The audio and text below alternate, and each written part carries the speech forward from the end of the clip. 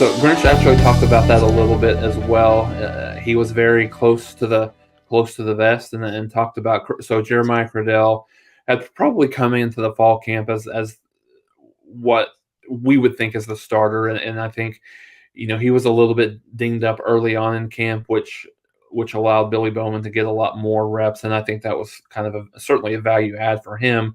Um, but Grinch had talked about both of those kids were going to play an awful lot, and really said they would decide on Friday who would start. I think my gut would tell me that I think Billy Bowman has kind of secured that with maybe some of the reps that he got with Cradell out, but I think it's almost like you're going to see a lot in the in the back end of the defense for Oklahoma. You've got a lot of kids that will play a lot.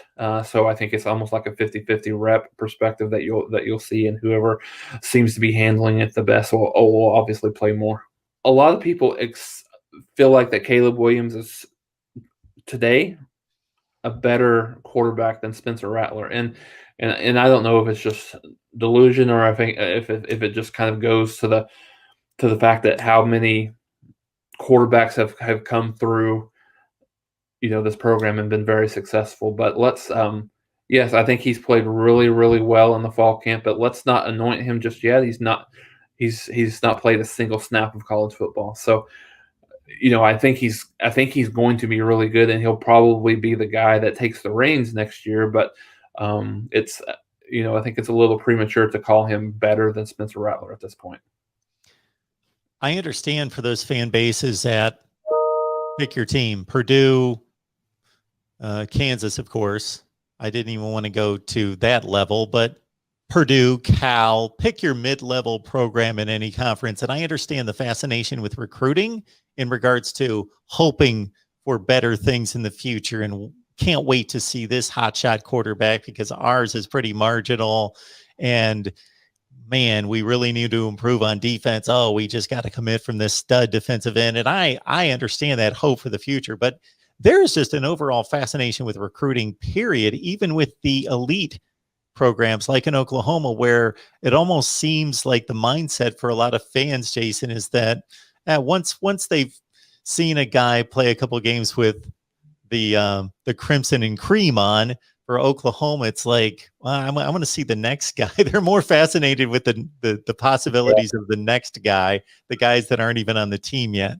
Well, the backup quarterback is always the most popular guy on campus in the minds of the fans and even sometimes the media. But I think to temper this point, Riley holds his quarterbacks to an extremely high standard, obviously, as you would expect with what they've had, and he's taken every opportunity to this point to talk about some of the things that Spencer Rattler needs to improve upon and his areas of weakness. And I think it was interesting to hear him talk about Rattler a little bit yesterday. He was extremely complimentary of him, talked about he's practicing at an extremely high level. He's playing at a high level, much better than where he was at this point last year. So I think Oklahoma is certainly counting on that, I think, coming into the season, but I think it's good to hear it come from the quarterback coach and the head coach and the offensive coordinators,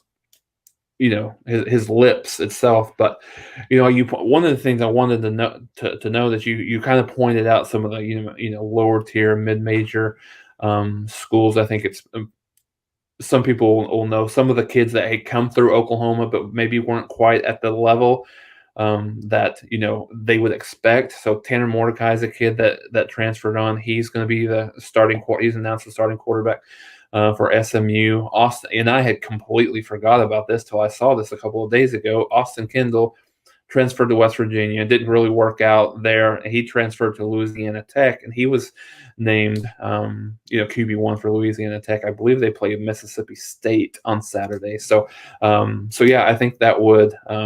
I think that's interesting to see those kids that maybe they're not at the level at Oklahoma, but they're certainly good enough to go somewhere and start immediately at some of these other schools. So I think 3 of the 4 starting wide receiver, and I'll lump in the tight end position at there as well, is, fairly solidified. At the tight end, you'll have Stogner being the starter with Braden Willis backing him up. But when you look at the other wide receivers, I think you've got Jaden Hazelwood at one spot, and I think you've got Marvin Mims certainly at another spot inside.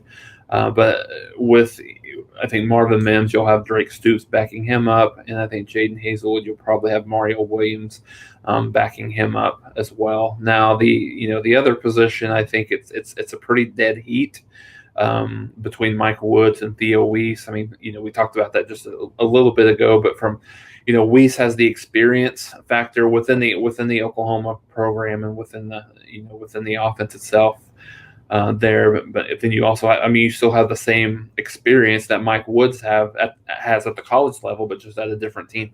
On a different team, I think it's another 50-50. I think, me personally, I would give a slight edge to Mike Woods being the starter, but I still think it's from a rep perspective. I think it's a 50-50